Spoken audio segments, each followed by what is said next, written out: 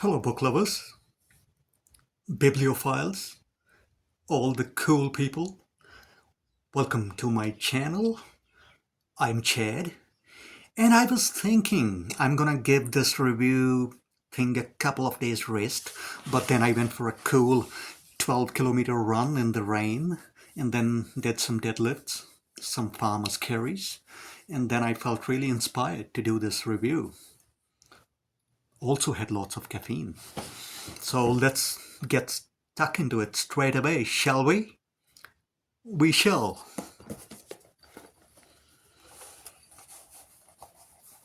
So this book that I'm going to review, I have been meaning to review it for a while now. And the book is a very notorious book. There's no middle fucking ground with this book. You either love it or you really hate it. And the book is 2010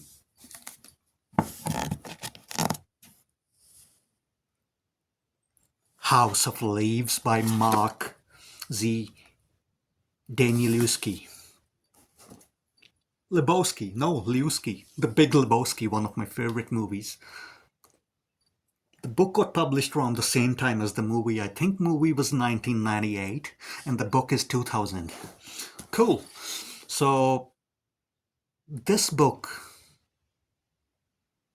holy moly guacamole, what a book. It will scramble your brain. It's a haunted house story, but it's not a haunted house story like your dad's haunted house story, like let's say Stephen King's The Shining or Shirley Jackson's The Haunting of the Hill House. It's unique. And this book has been called the masterpiece of the ergodic literature. If you look for the definition of ergodic literature, it means that as a reader, reading the book, you have to be really, really pay attention and get involved in the story. This book has so many different fonts, and this is a heavy book. In reading this, sometimes you have to turn it upside down, sideways, because the text is written diagonally or upside down, different fonts. Some parts are even in Braille, and some of them are even in music language. It's like, what was Mark Z. Danielewski smoking when he wrote this book? It's very, very self-indulgent. Think about the most self-indulgent movie or the book in your life. You know, David Lynch, Lars von Trier is another European director. He made Dogville, Mandalay, Nymphomaniac Part 1 and 2. Take the most indulgent artist and just ramp it up to 11. Ramp it up to 100, for God's sake. It's like super indulgent. But saying that, it's still worth reading. It's something quite unique. So I didn't finish this book in one get-go. It took me months to finish this book because when I was reading it, sometimes I got a little frustrated with the story, and then I will put this book away and start reading other books, and then, but I could not stop thinking about this book. So I always came back. To this book, and I finished it last week. And I think it was worth reading. It's so unique. This book is in layers. 3 layers. The innermost layer tells the story of a fella called Will Davidson. Now, Will Davidson is quite eccentric guy. He's a photojournalist. And his character is based on a real-life photojournalist called Kevin Carter. If you Google Kevin Carter, you will see a photo come up. His most notorious photo, a Sudanese child, malnutritioned, starving child is at the forefront of that photo, and in the background you will see a vulture just waiting for that child to die. It's quite a gut-wrenching, quite a heart-wrenching photo. And when Kevin Carter took that photo in 1993, his team asked him not to touch the child or save the child because of fear of some kind of disease being transmitted. So Kevin Carter didn't save that child.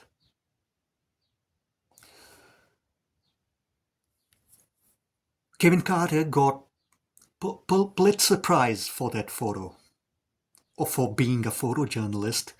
So all these kudos in the world for being this great photographer. Still, he killed himself 1 year later. He died by suicide because I think his guilt was so strong for not saving this child that, yeah, within 1 year of taking this photo and having that Pulitzer Prize, he died by suicide. So now Will Davidson has the similar story in this book. He does not save a little girl, and he's going through the same kind of guilt that Kevin Carter went through with in the real life. Like I said before, Will Davidson is also very eccentric. He need to be doing something, achieving something. He needs some conflict, you know. He need to be out there doing things. He need to achieve and deal with the conflict. And yeah, he is quite a character, and he buys a house in Virginia and moves in there with his family, Virginia, US. And what he finds that house is quite strange. The inside of that house, the dimensions of the inside are larger than the outside. Spooky, yeah. Yeah, it gets really spooky and creepy. In the house, he discovers this hallway. It's quite famous hallway in the book, 5.5 minute hallway, and yeah, sometimes its dimension seems longer, sometimes shorter, and he gets obsessed with the dimensions of the house. He calls in his brother, he calls in the specialists, the real life explorers to explore the house because it's spooky. Think Hellraiser, think Clive Barker's The Hellbound Heart. You know the Lemmerchance box? When you flick the settings of that Lemmerchance lament configuration, and all the Cenobites come to terrorize you. And there are no Cenobites here, but the dimensions of the house are changing all the time. There's a staircase in the house, and when Will Davidson descends that staircase, sometimes it feels like that it takes hours and hours to get down to the bottom of that staircase, and sometimes they reach the bottom within minutes. So the dimensions are constantly fucking with the mind of the characters and we as the readers. First layer is this documentary about the house that Will Davidson makes. And the second layer is about the guy called Zampano. Now, Zampano is blind as bat, but he asks people to narrate him the contents of the documentary so he can write a book, a manuscript about the documentary. Zampano's story forms the second layer, but before finishing the book, Zampano dies. He passes away, and then there's a third layer. A tattoo artist named Johnny Truant. Now, Johnny Truant is quite a colorful fella. He's a tattoo artist. He's on drugs all the time.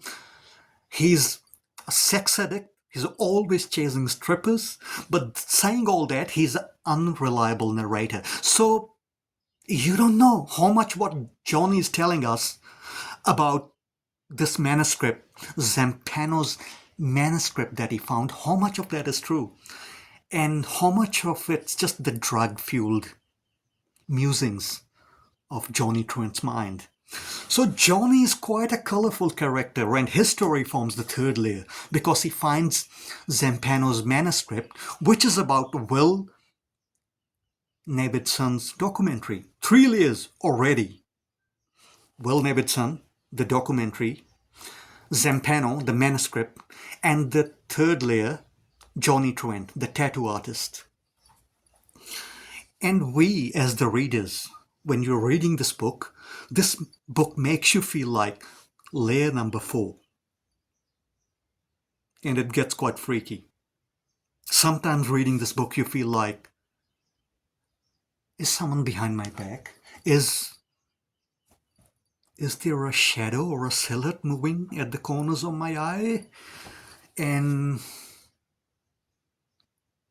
you will feel creeped out to sleep with the lights on. This book slowly creeps into your psyche and it gets into your head. Johnny Truant, most people I see, online, in online forums and my friends and other book communities complain about Johnny Truant's character, that he's annoying. He's annoying.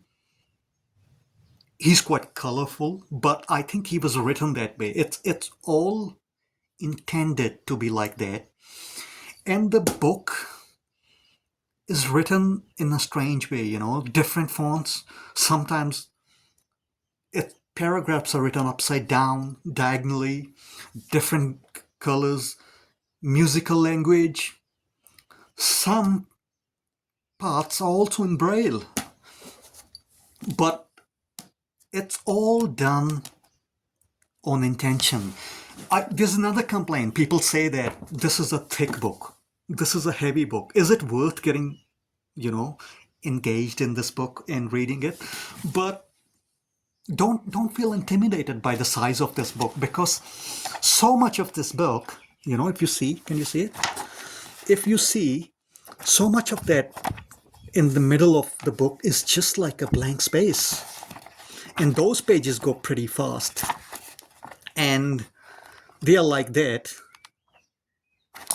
because the author wants to create a feeling of agoraphobia, claustrophobia, dread, unease. So all that is done on purpose.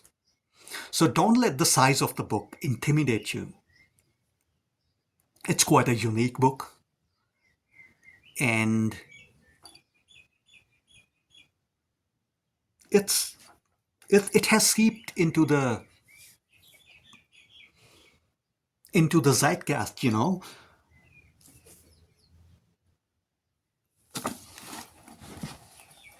The first opening jacket of this book's page, I'll read a little introduction. It says, "Years ago, when House of Leaves was first being passed around, it was nothing more than a badly bundled heap of paper, parts of which would occasionally surface on the internet. No one could have anticipated the small but devoted following this terrifying story would soon command.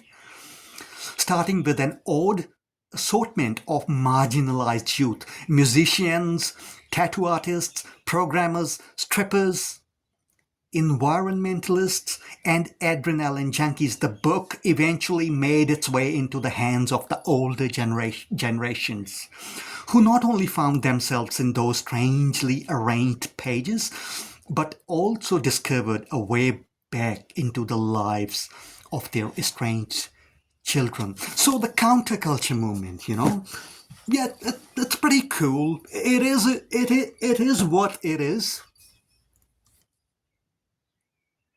It's quite a unique book. Also, the dimensions of the house, they also mirror the fractured psyche of Will Navidson, the photojournalist of the first layer, of Zampano, of Johnny Truant, whose psyche is really, really fractured. So the dimensions of the house mirror the fractured psyche of all these characters. And that's all on purpose.